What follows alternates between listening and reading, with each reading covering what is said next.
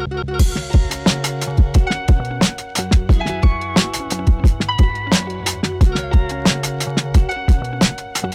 my steeds going on. Yes, Lord, bringing you round 13 game review. 13 game review, whichever one you see it as, man. I got to figure it out still. It's like the third week, still haven't figured it out. But round 13 game review, man. Second game of the week, we had Brisbane Lions versus the Adelaide Crows. Adelaide Crows hosting Brisbane at the Adelaide Oval, man. And coming into this game, it was ladder positioning 2 versus 3. And if we were lucky, we were in for a treat as far as a great game, a competitive game. And I do think that it was a decent game overall, at least competitive to the end. And Adelaide had the potential to be getting their ass whooped, just considering I think that the floor is pretty low. But conversely, their ceiling is pretty high, man. So. Just depending on which Adelaide team showed up, I think Brisbane is more of the consistent team, in my opinion, as far as the quality of the team. And Brisbane has proved that they're able to get it done, and they're able to have the composure during rough times and muddy waters to be able to get shit done. So I think this game was more speaking of how Adelaide was going to show up this week. In the beginning of the game, man. Really, for both teams, it was pretty tough to score. I think it was about like 20 minutes before we seen our first goal. Adelaide was the first one to get on the board. It was just that I think it was because of the wet conditioning definitely had something to do with it. It was raining and slippery conditions. It took a while, bro. And a lot of the times I think through the first quarter, Brisbane had really a lot of the game. Brisbane looked pretty good, man. Being able to transition the ball and the ball movement looked decent. Adelaide, on the other hand, I was worried for Adelaide.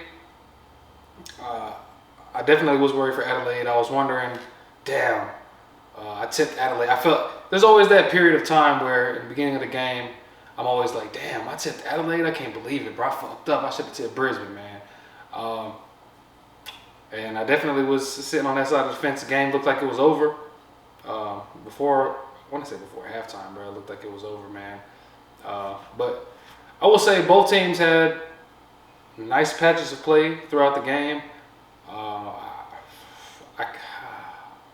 It's hard to talk about this game for me for some reason, man. But I guess let's just fast forward to the end, bro.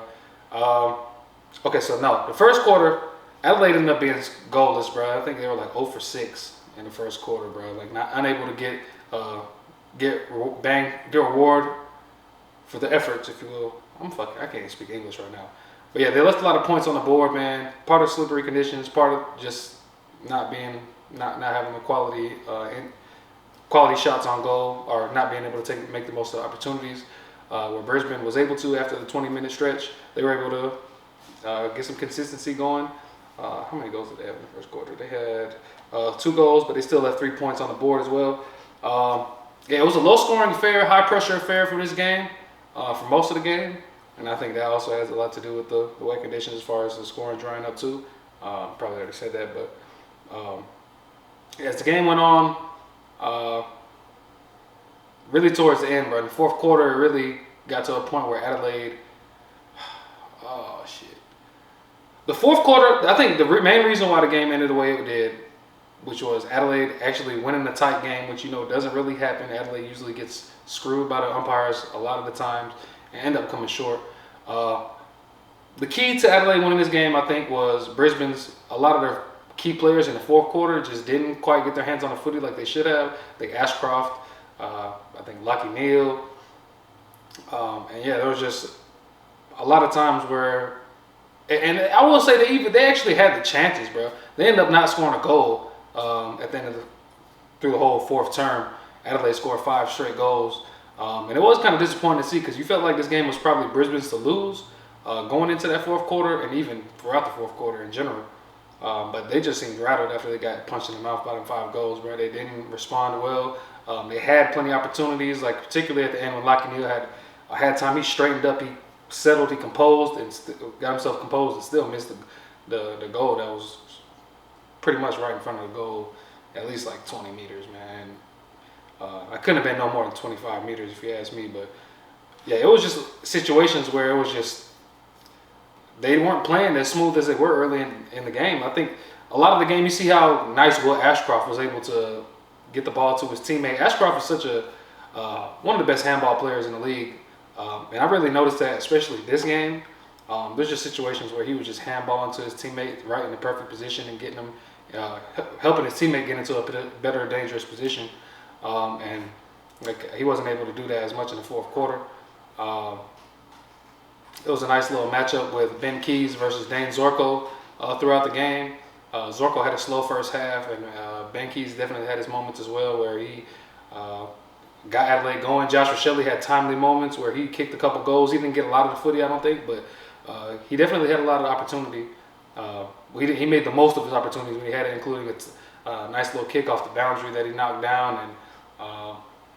And he might not be a player that gets a lot of the footy and gets up all these possessions, even though he does play in the midfield at times. But this game, he definitely made his impact on the game. You didn't see Hipwood play as dangerous as he has in the past. We've talked about Hipwood as having like some very good stretches throughout the year. You didn't really see him do that. Charlie Cameron was a dangerous forward. He got Brisbane going. He was a dangerous player for them, and when Brisbane was on top of their game, he was definitely a part of that. Thilthorpe didn't quite have a great impact as you usually would expect for him. He dropped a couple marks. I think the forwards in general from Adelaide just weren't that great as far as the tall forwards. So it was good to see them end up winning the game despite having that strength they have being a strength for them this game.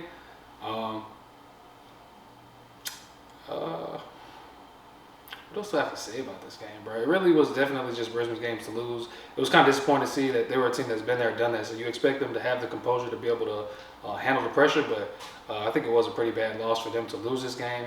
All the while, it was good for Adelaide to win this to kind of seal their credentials a little bit as far as proving themselves to be a dangerous team, that they can beat a good team, a team that's top of the tables, if you don't mind. Dawson looked good at moments where he had a nice mark in forward half, bro. He looked like he pretty much looked how he was when he was killing Carlton in the forward half, man. Man, I really don't know what else to say about this game, bro. All in all, disappointing loss for Brisbane. Great comeback win from Adelaide.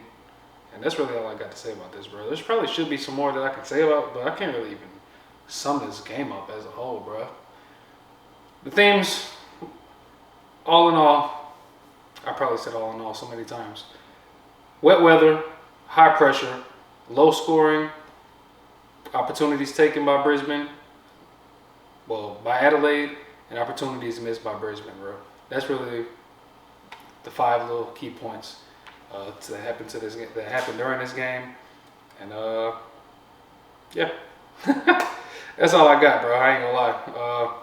Like, comment, subscribe, all the YouTube shit, man. Entertaining game nonetheless. It came down to the wire, and I didn't really expect this. So, give us more games like this, I guess, man.